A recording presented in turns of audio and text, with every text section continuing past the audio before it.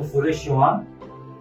મને 6 મહિના પહેલા ગાલમાં તીખું ખવાતું નહોતું, એટલે મેં નિપુણ સરને બતાવ્યું.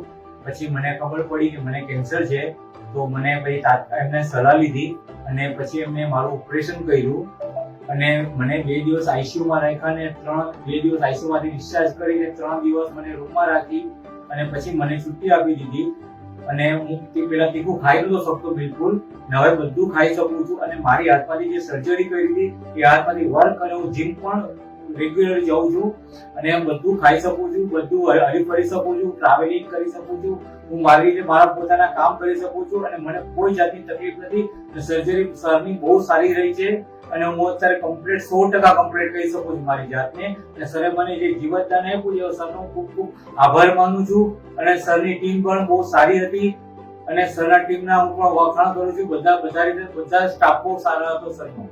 મિત્રો, કેન્સર સામેની લડાઈમાં જીતવાનો એક જ નિયમ છે, એની સામે લડો. આ લડાઈમાં હું હંમેશા તમારી સમક્ષ હતો અને તમારી સાથે હતો.